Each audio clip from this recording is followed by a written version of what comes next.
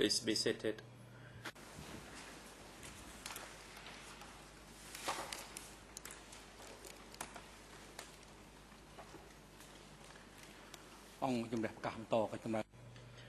The court is now in session. According to the schedule, the chamber informs the parties on the 8th. Today, the chamber continues to hear testimony of civil party Sorceran, and we also have a reserve witness through TCW 913. However, civil party Sorceran has some health problems, and he cannot attend the hearing.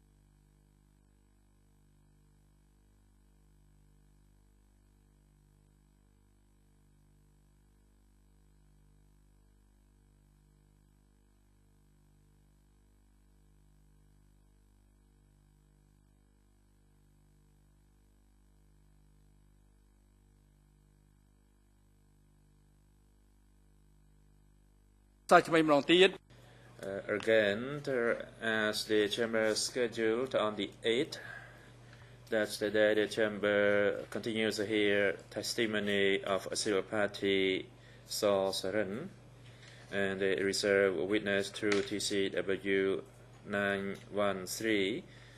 However, this morning, civil party Sorceran has some health issues that he cannot attend the proceeding. The chamber therefore proceeds to hear testimony of witness through TCW 913. And before we begin, the chamber would like to inform the parties that today and probably tomorrow as well, National Judge Juotra is absent since he has some urgent personal matters to attend to. And after the judges of the bench deliberated the matter, we appoint Judge Tumane to replace him. Tumane is a reserve national judge, and he will replace Judge Juotra until such time that Judge Juotra is able to return to attend the proceedings at the trial chamber. And that decision is based on Rule 79.4 of the ECCC internal rules. Mr. Amhoy, please report the attendance of the parties and other individuals through today's proceedings.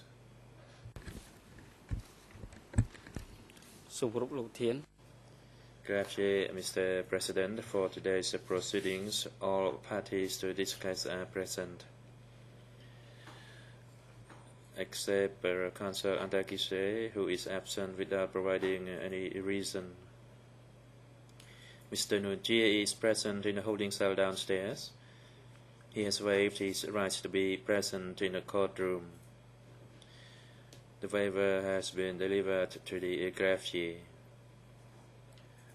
The witness who is to testify today, namely through TCW 913, confirms that to the best knowledge, the witness has no relationship by blood or by law to any of the two accused, that is Nunchi and Kir Sampon, or to any of the civil parties admitted in this case. The witness took an oath before the Iron Club statute this morning and is waiting to be called by the chamber in the waiting room. Thank you. President, thank you. The chamber now decides on the request by Nuon Chea. The chamber has received a waiver from Nuon Chea dated 10 November 2016, which states that due to his health, that is headache, back pain, he cannot sit or concentrate for long, and in order to effectively participate in future hearings, he requests to waive his rights to be present at the 10th November 2016 hearing.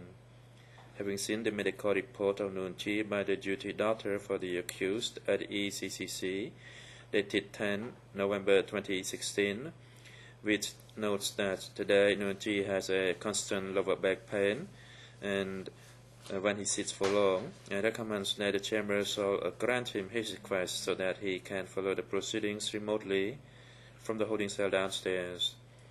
Based on the above information and pursuant to Rule 81.5 of the ECCC internal rules, the chamber grants Nuon Chea his request to follow today's proceedings remotely from the holding cell downstairs via an audio-visual means.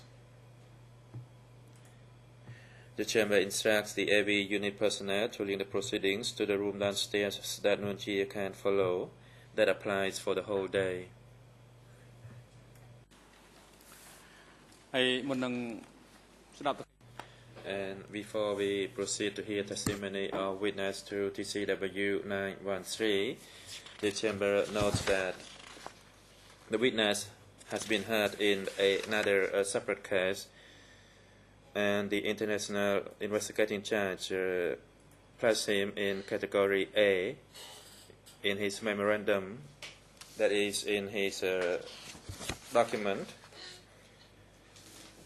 E319/35, and requests that for the purpose of maintaining confidentiality in the investigation, pseudonym shall be used for this witness. The chamber deems this limited measure is legally appropriate in this case. These instructions shall take into account the balance between the need for public hearings and the integrity of the investigation.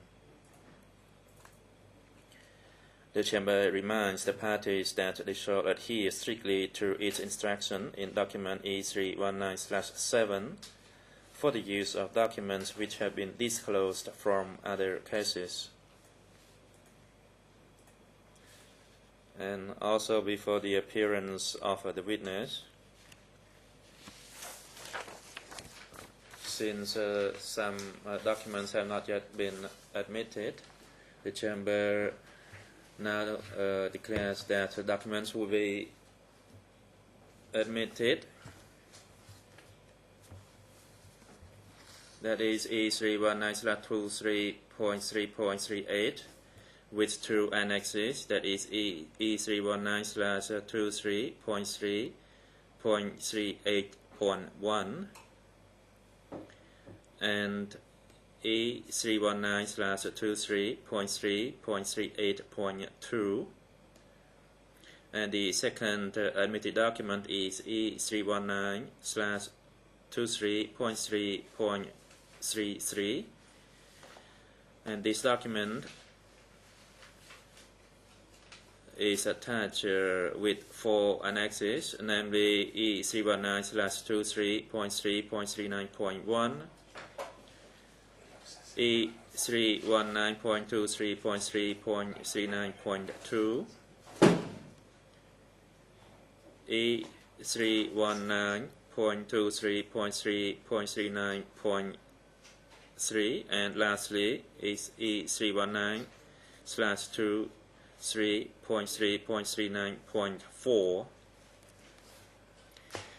And the third document is E319/23.3.40, and this document is attached with an annex, which is E319/23.3.40.1.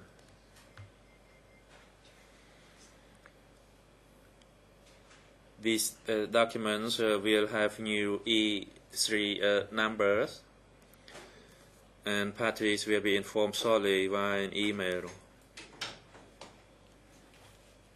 Court officer, please usher witness to TCW 913 into the courtroom.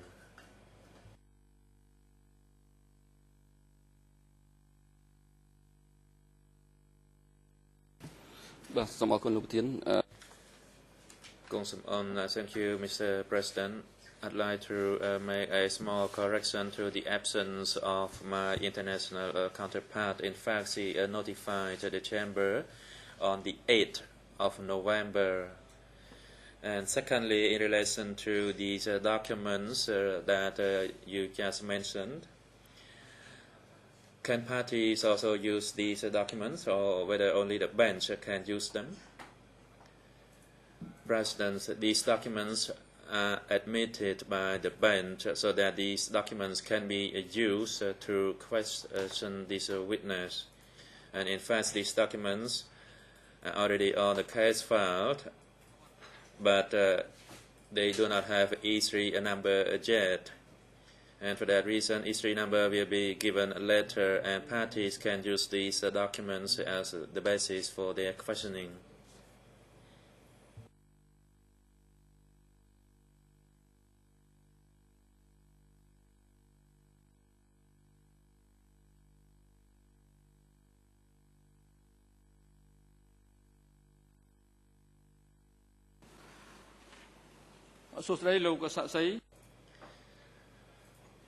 President, good morning, Mr. Witness. In the proceedings before this chamber, pursuant to the instruction of the International Co-Investigating Judge, you shall be referred to by pseudonym only, and your pseudonym is 2TCW913, and parties shall refer to you as a witness only, and the chamber does not allow the parties, as well as statutes of the bench, to use your full name in this public proceeding. Court officer, please show this document to the witness so that he can review it.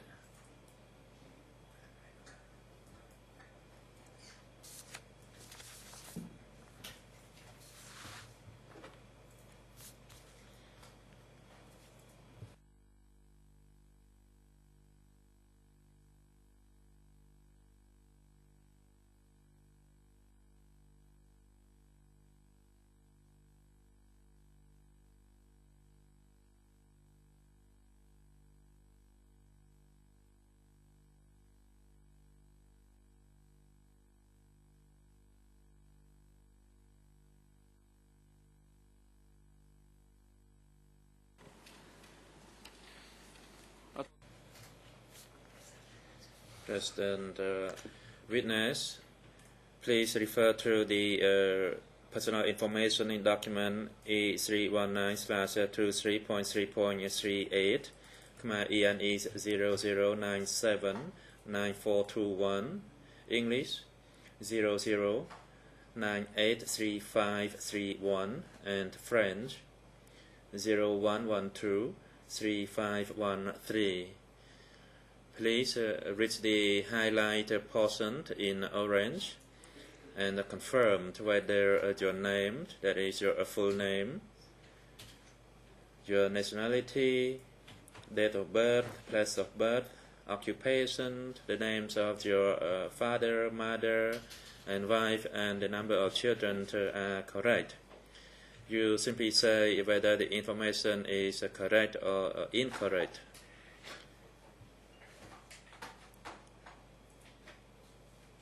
So, witness, please tell the chamber whether the information in this document is correct.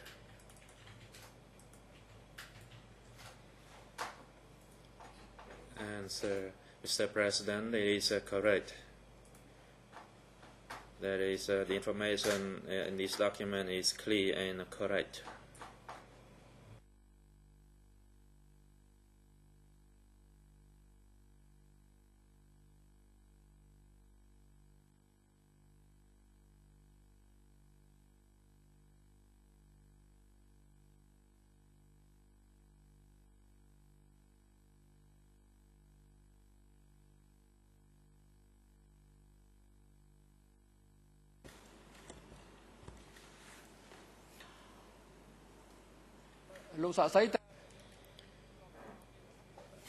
Mr. Witness, are you related by blood or by law to any other two accused, Nuti and Pierson-Pon, or any of the civil parties admitted in this case, to your best knowledge?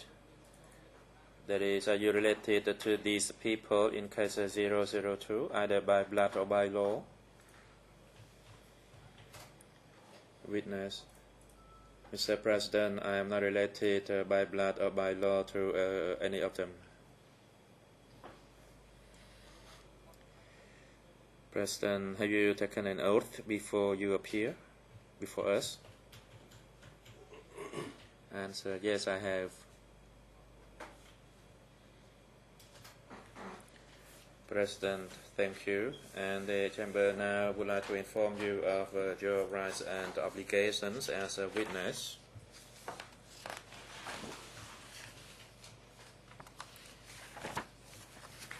As a witness in the proceedings, you may refuse to respond or to make any comments to the question that may incriminate yourself. And for your obligations as a witness in the proceedings before the Chamber, you must respond to any questions by the bench or relevant parties, except where your response or comments to those questions may incriminate you, as I have just informed you of your rights as a witness. You must tell the truth that you have known, heard, seen, remember, experienced, or observed directly about an event or occurrence relevant to the questions that the bench or parties pose to you. And witness, have you been interviewed by investigators from the office of the co-investigating judges? If so, how many times, when, and where?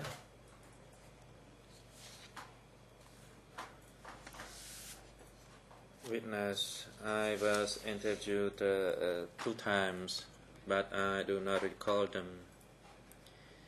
Question, where did those interviews take place? Answer, it was held at the tall building next to this building. Question, and before your appearance, have you read or reviewed the written record of your statements of the 2 interviews that you provided to the OCIJ investigators in order to refresh your memory? Answer, yes, I have.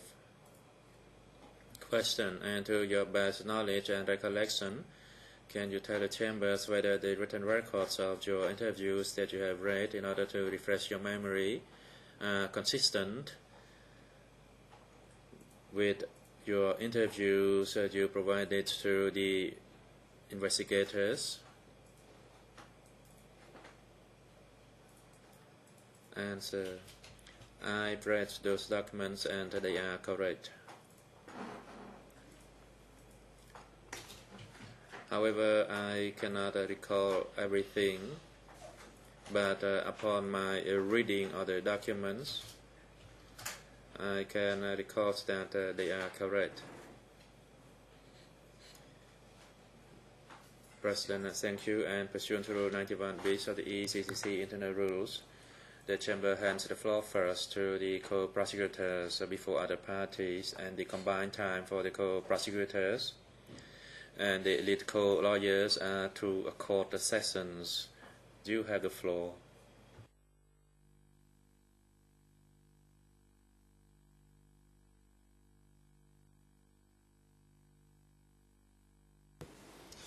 Good morning, Mr. Witness.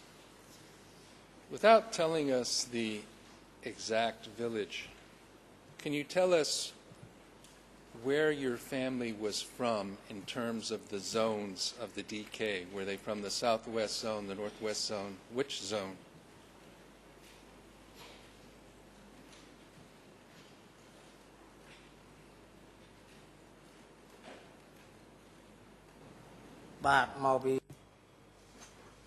They were from the east. And sir, before,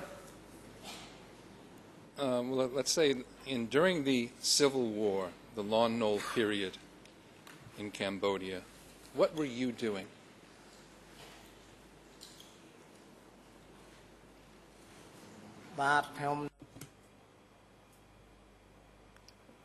In the course of war and during the Lon Nol time, I was simply a peasant farming the field. Did you ever become a monk?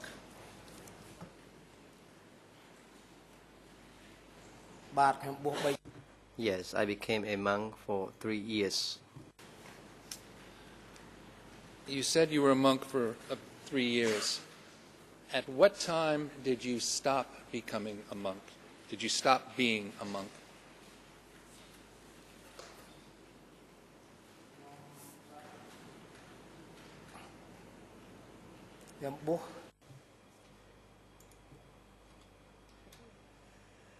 I became a monk in 1973, and then I left the monkhood in 1975. On the 17th of April, 1975, when Phnom Penh fell to the Khmer forces, were you still a monk then or not?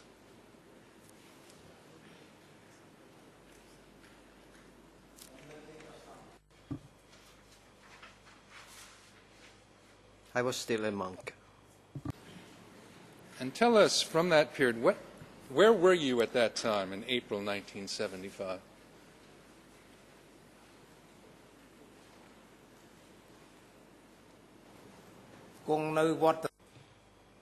I was in the Su Pagoda, Straw Commune, Romihai District, Swairing Province. Were there many other monks in that Wat? Can you tell us how many?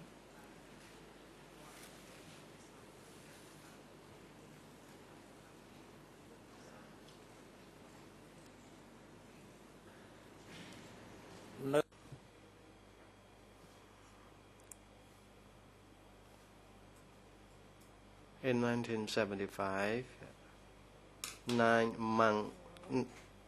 there were 19 monks in that pagoda.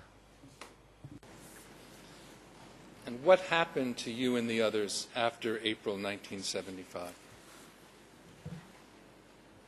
What happened to make you stop becoming a monk, stop being a monk?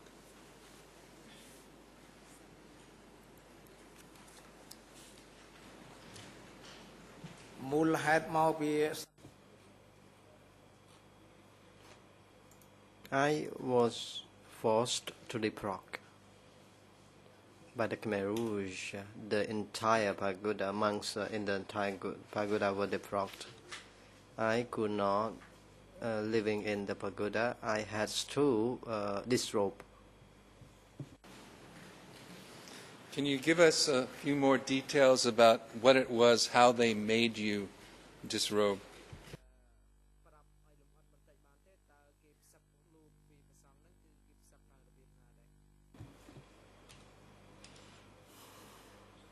They made us disrobe forcibly. They did not allow us to stay as monks since they wanted to abolish the religion. All monks has to depart or disrobe. About how many weeks or months after the 17th of April 1975, that is when the war ended, do you think it was when you were forced to disrobe? How many weeks or months later?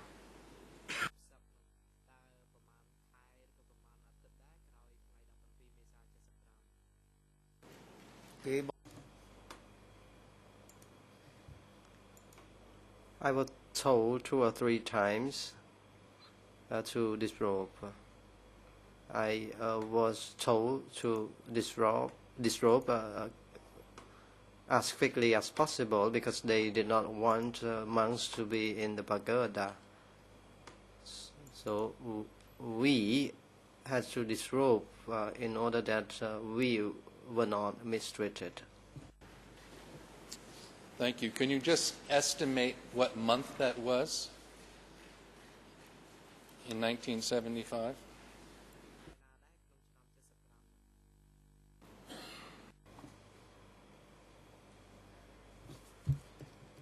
In April 1975. Now, after you were forced to disrobe, what became of you? What did you do then?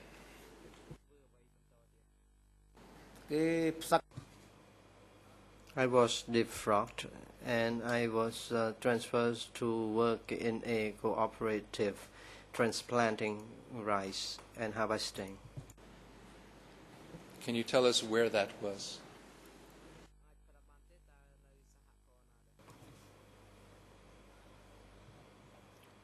Pumbang Cooperative. That was my birth village. How long did you stay there, and where did you go next?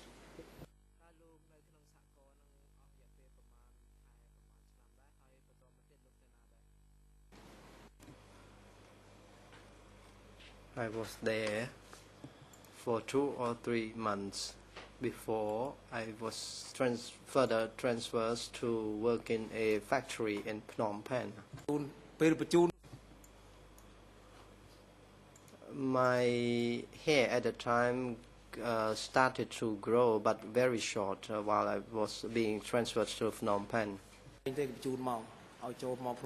I was sent to Phnom Penh to become a worker in a factory. I at the time did not know what kind of factory it was. What happened when you arrived in Phnom Penh?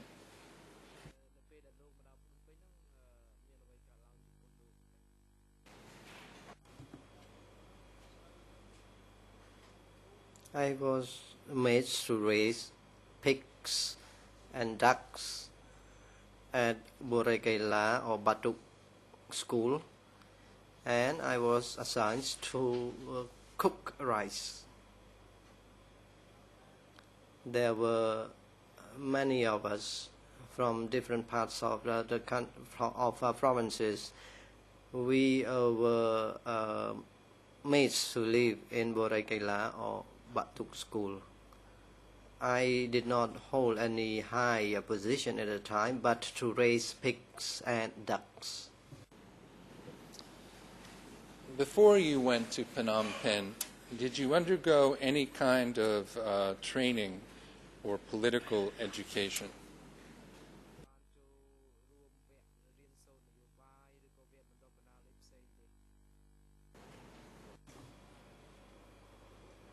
I was made to make my biography while upon my arrival.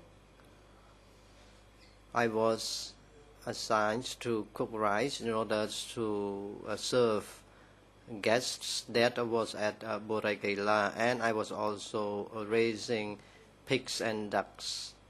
I was made to cook rice for those who were from provinces so that they could be fed with rice. Thank you. But my question is, and again, if you didn't, just say so, did you have to undergo any training before you went to Phnom Penh? Before you started working, were assigned to Borekale?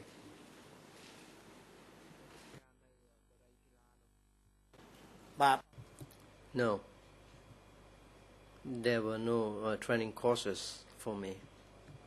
I was a newcomer or arrival. I had not been trained first before I was sent to cook rice.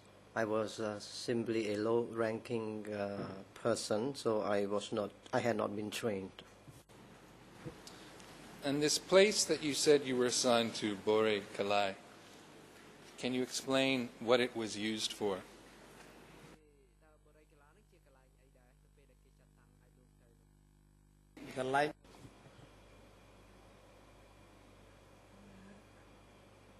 That was the assembling place for cadres for a study session. I was there to cook and serve rice for them to eat. After the rice was cooked, whistle or would be blown, and they would come to have a rice. You said it was for cadres to attend study sessions. Was there a building? Was it an open space? Can you describe Borekale where the training took place?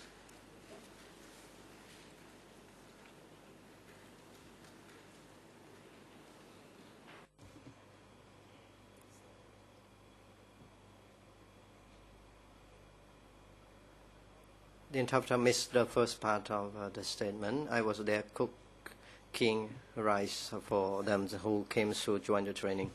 Could you repeat? The interpreter missed the first part of your answer. Apparently he answered too quickly.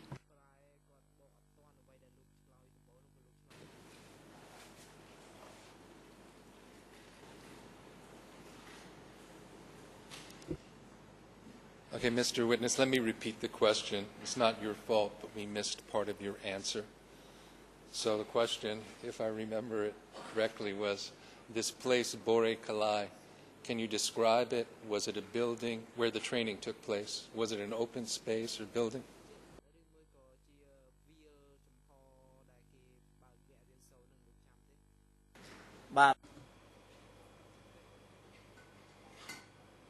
That was an open space. It was a big training hall.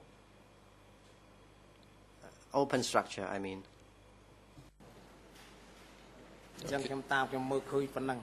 That is what I could see at the time. So the training hall, was it a room with a roof and 4 walls? Or was it open to the air?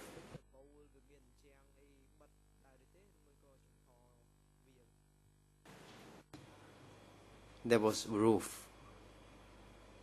It was not in an open space. There were chairs, tables for them while they were in the training sessions. Now, when you were given that assignment, or during the time you worked there, did you undergo any political training?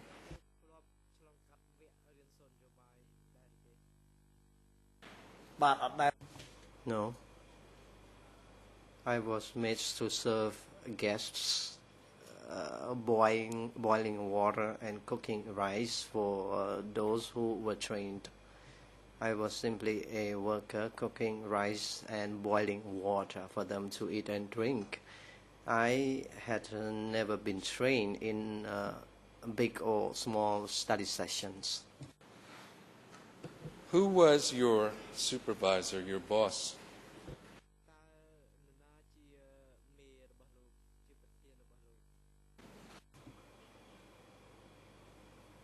My unit supervisor's name was,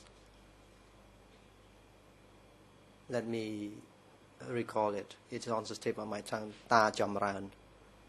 He was my chief unit at Borei Kaila, Ta Jamran. I cannot recall his surname, but his first name was Ta Jamran. I was there for quite a short time. Well, how long were you at Bore Kalai?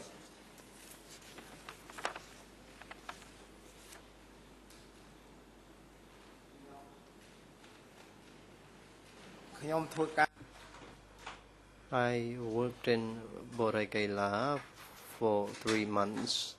Then I was further sent to Stung Cooperative, where I was working. I never protested the assignments as long as I was assigned. Again, I was further sent to Stung Cooperative to farm the rice. This location that you were at, Bore Kalai, did it have any other code name that you're aware of?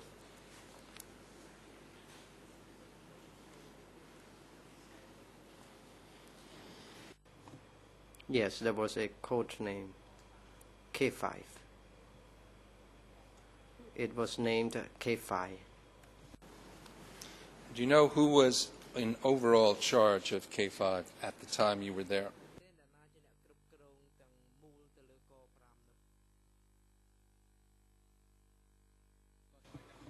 President, please observe the microphone until you see the red tip of the microphone. Then you could give your answer. I left my house and stayed at that place For 3 months, I did not know who had overall in charge of that place, but my unit chief was Ta Jamran. Did you ever hear of anyone named Pang?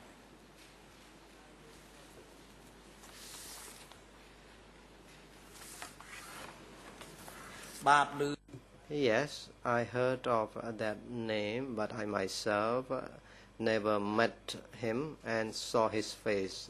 I heard from others that there was a man named Pang. I did not know how he looked like.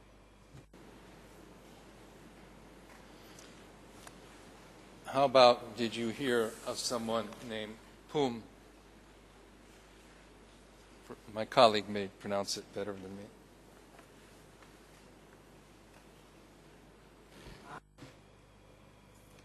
Deputy Co-Prosecutor, Pum, that is the name.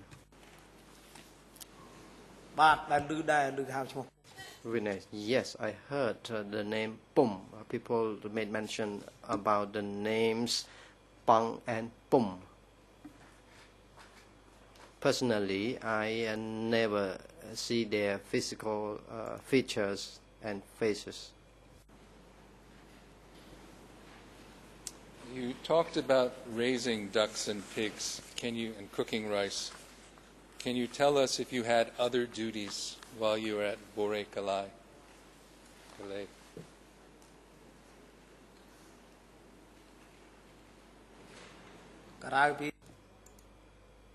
Besides these tasks, I grew sugarcane in an area of half an hectare at Borekela as well.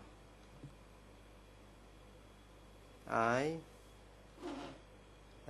took care of sugarcane plants and raising ducks and pigs, and as well as cooking rice and boiling water. How many persons, men and women, boys and girls, were in your unit at Bore Kalai?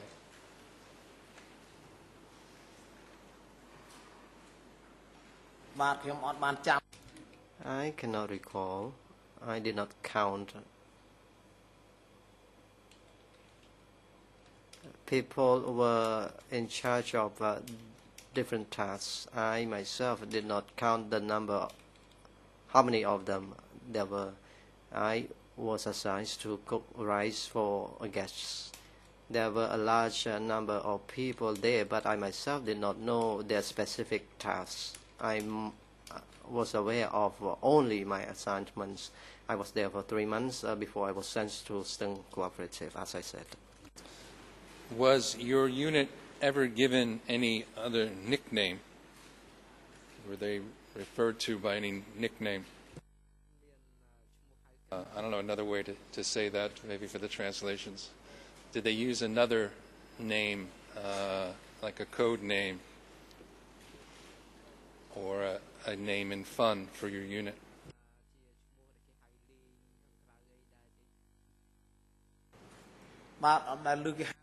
No. I heard only people made mention about K5. There were no other names. I myself,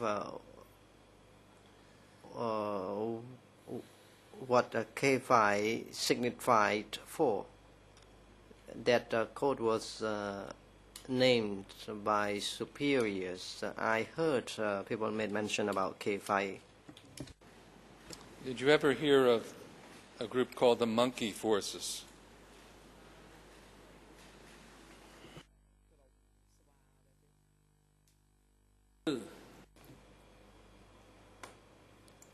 Upon my arrival, they said we were monkey forces. That was called by others. We were newcomers. We were not familiar with locations.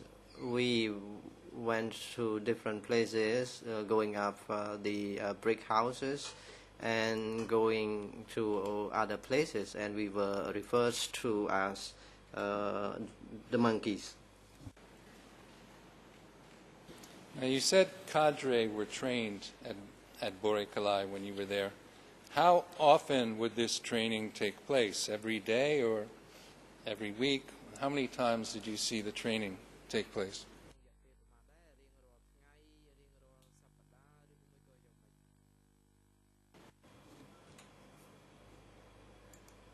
I served guests for 3 months.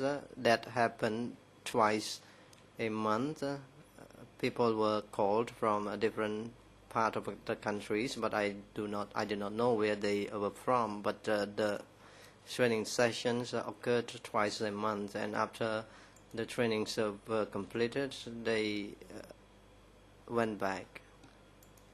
So, for example, the first session happened in the first half of the month, and then another one in the second half of that month.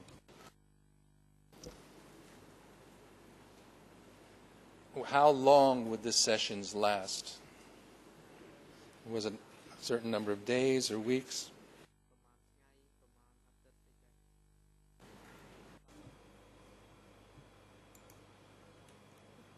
It lasted for sometimes 3 days or 1 week. The short session lasted for 3 days, and the longest one was 1 week. Who conducted the trainings?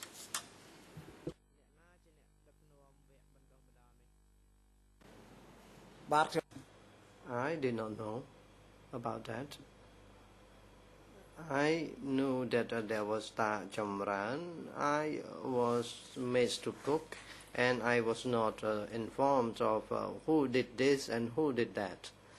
I was in charge of cooking, so I minded only my tasks, so that I could have food or meal or dishes for guests to eat.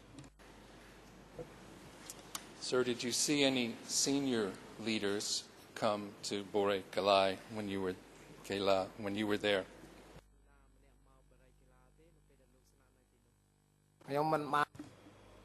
I did not witness their presence, but I heard that they came to be trained. I was simply a cook. I was not allowed to go closer to the venue. I cooked for those who came to be trained.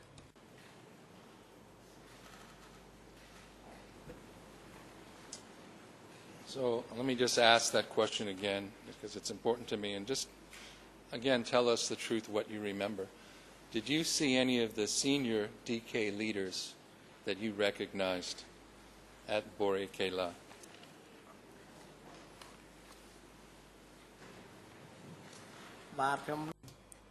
I heard they came, but I was not allowed to go inside the compound of the training venue. I knew that they were trained in a big house. I could not approach that big house. I was simply cooking rice for them. I never had an opportunity to go close to them. When you say you were cooking rice for them, who do you mean? Do you mean the people attending the meetings or the person's training? Who did you cook rice for?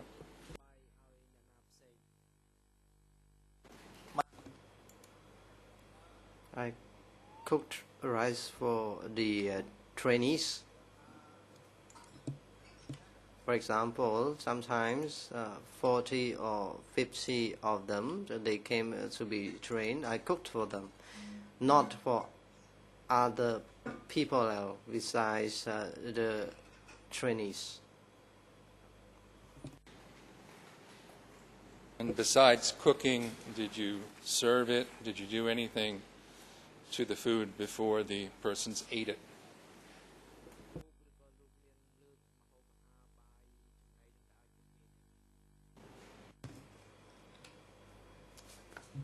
those who were in charge of serving dishes, food for those people were a different group. We had a separate tasks. For example, one group in charge of cooking, another group in charge of delivering and serving food. So it was another group who was in charge of serving and delivering food for those guests.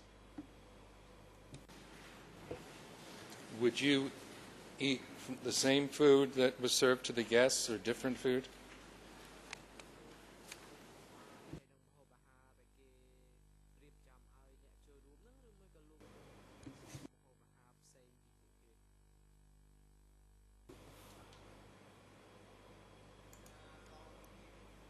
The leftover was for us.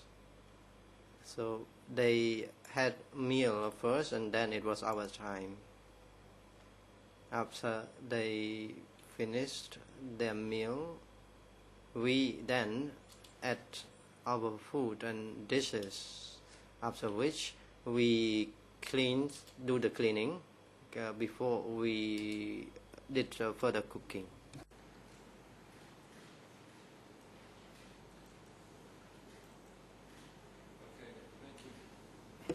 So just to be clear, is it correct that you never saw Pol Pot at Bore Kalai?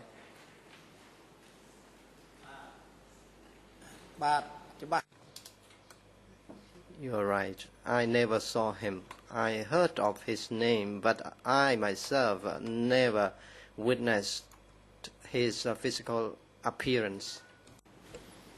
How about Q Sampan?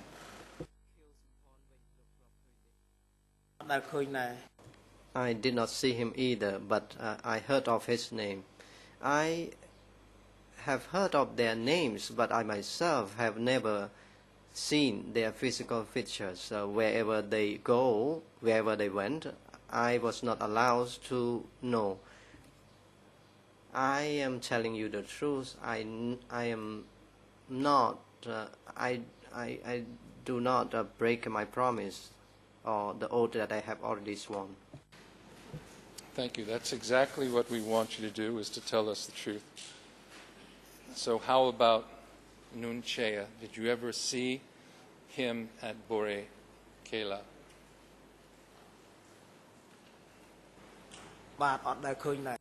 No, I did not see him there. I did not see any senior leader, not at all. Because the training school was far, and I myself cooked near a pond which was a bit far from the training school. I served the guests to the north part, and I did not see any of them.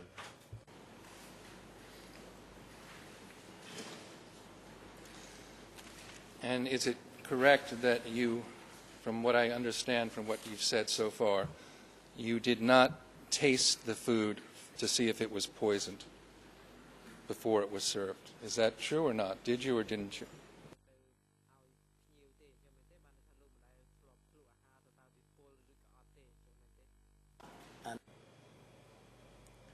I haven't fully responded to your question. I, in fact, tested the food before I gave it to the person who would cater the service. That is to serve those guests. I had to test everything, including rice and water. And if it was poison, it means that I would die first. It would be for me to die and not for the guests to die. But I only took a sip of everything, the rice, the food, and the water before they were served to the guest. Well, who told you to do that, or was that your own decision?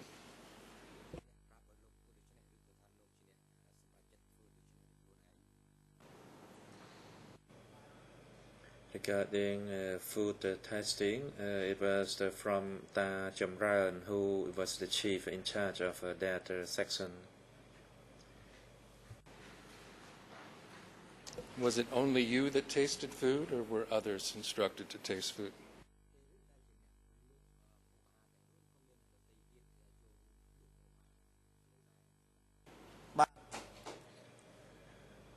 I tested food for a certain period of a month before I was reassigned, so I did not know who would be the food tester after I was reassigned. Since I was removed through a cut brook, I was no longer there. And did the food ever poison you or make you ill?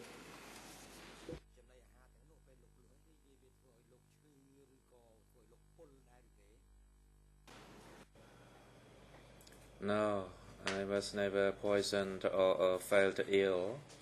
It was a precaution, because if any of the guests died, it means that we, the group of cooked, would die too. For that reason, we had to test the food first before the food was served. That's why they ordered us, the cook, to test the food and the drink as well. We had to test everything. All the foods that was cooked as well as the water, we had to test them. If they were true dishes, it means that I had to test the true dishes. Did you ever speak to these persons that were attending the training, that were being trained?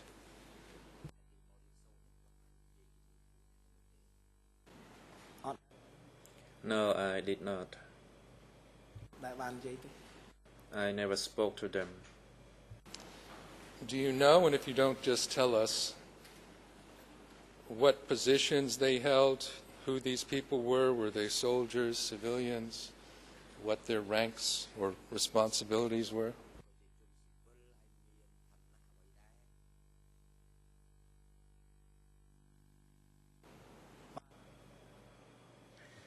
I respond frankly. I heard that all cadres from provinces came to attend the study sessions, although I did not know the level of their position. But they were invited from all provinces, and that is to attend each of the training sessions. But again, as I said, I did not know the seniority or the position of those participants. Did you ever hear who was teaching the trainings, who they were learning from?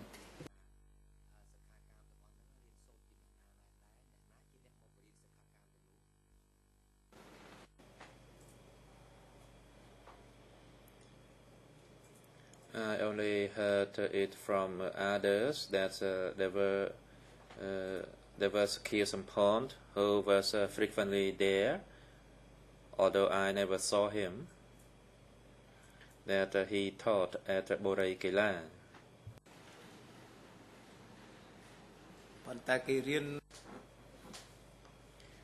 However, as for the content of the teaching, I did not have any idea. I was a cook, so I was not aware of that. And through a word of mouth, that I heard that Ta Khieu Samphan was the instructor, although I never saw him physically.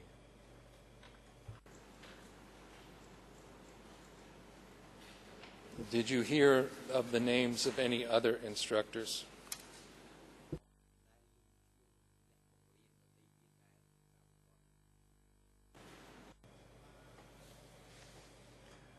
During the 3-month period, I only heard people talking about Khieu Samphan only and not about other people.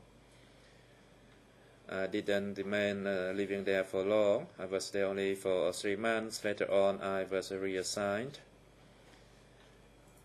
And during the periods that I was there, I served food to those people, and people refer to the instructor as Ta Khieu Samphan. Usually the word Ta was used for such person. You said you served the food for those attending, how many people were attending? How many people did you have to feed? You said you cooked the food.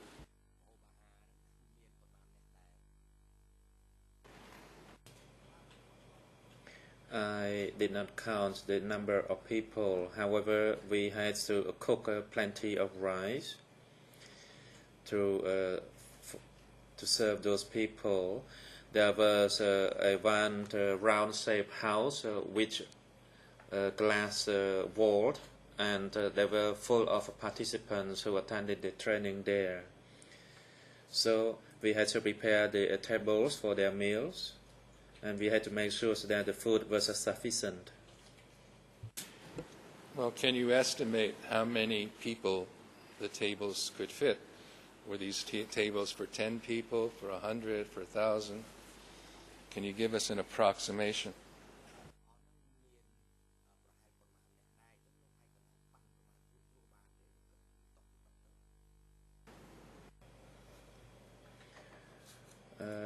In terms of tables, and since those participants came from each province, so the number could be into hundreds.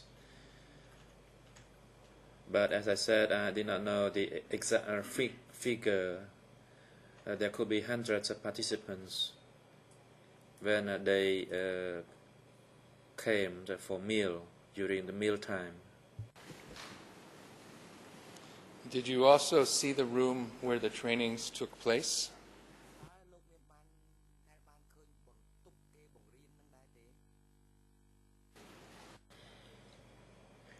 No, I did not go to the training room. I could only look at it from afar. That is from about 300 meters from the kitchen hall. At that time, the area was clear since there were no trees in between. I could see the training room. It was about 300 meters away from where I was, and of course we were not allowed to go there. We had to be responsible only for the assigned task. For example, we had to concentrate on cooking the rice. That's all I can say. As for the number of participants, there were many of them since they came from various provinces throughout the country. But I do not know the total number of participants. Were you able to see into the room to tell us the size? Can you compare it to the size of the room you're in now?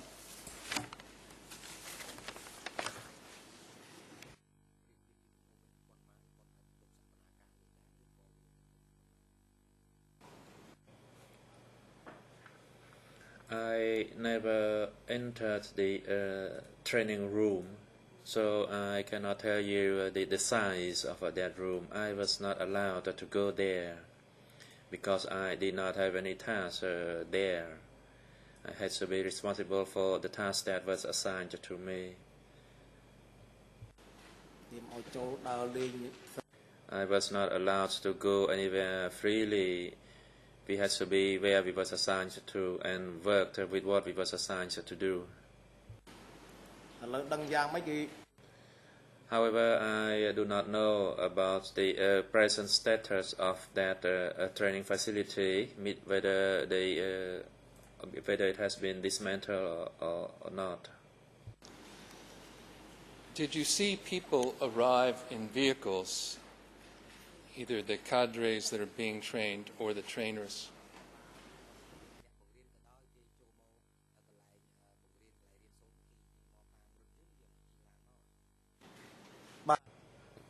They came in vehicles from all provinces. They all came by vehicles. What kinds of vehicles did you see?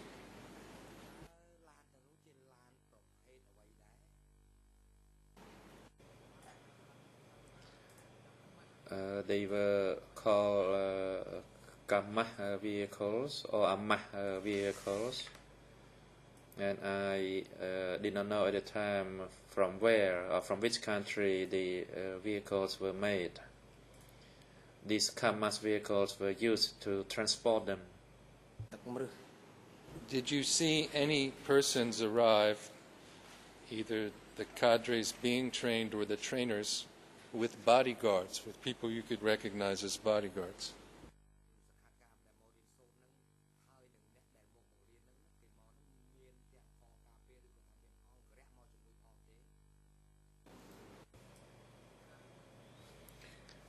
From what I saw, I did not see any bodyguard accompanying anyone.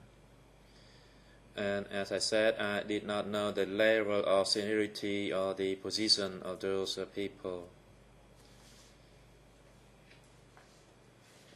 They came to that facility was for the purpose of attending the training sessions, and probably for that reason there was no bodyguard accompanying them. All people from provinces who came to the facility were to attend the training session. That is from what I saw.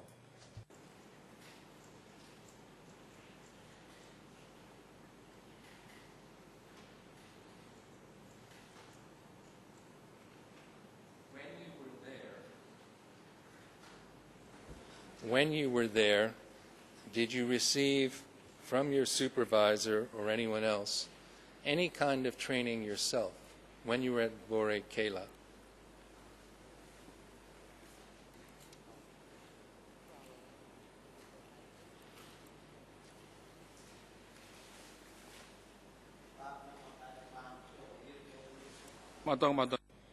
President, witness, please observe the microphone. Witness. I did not attend any training session, and I did not know about the content of those training sessions. I was a very low-level person. I was simply a worker and a cook, and for that reason probably I was not allowed to attend any training session. And I did not know the seniority or the position of those people who attended the study sessions. Maybe they were important people or held senior positions. Your Honors, I would like to show the witness at this time a document that has the number currently of E319/23.3.38.1. Because it contains the witness's name, it should not be shown publicly, but I have hard copy of the Khmer version of the original to show to the witness, if I may, with your permission.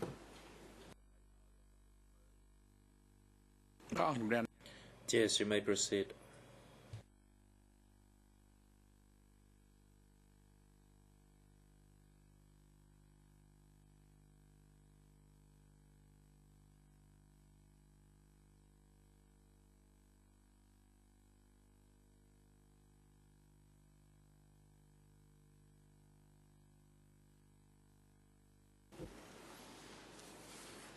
Okay, sir, I see you're looking at this, so I'll give you a moment to look it over.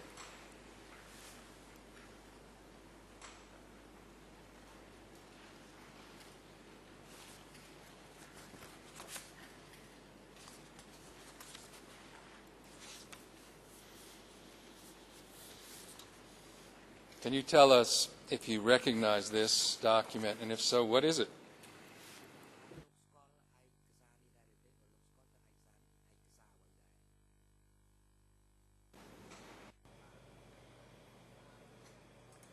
When I arrived in Phnom Penh, I was asked to make my biography, and it should that I should describe my personal biography and that of my parents and siblings. And this is that document, and that is my biography. I was asked to describe from the time that I was born and what I did.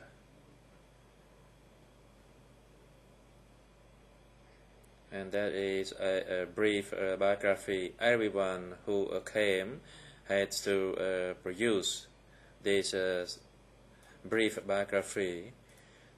That is the location of where we were born, for example, all these details. មកដល់ភ្នំពេញវាឲ្យធ្វើមកវត្តរូប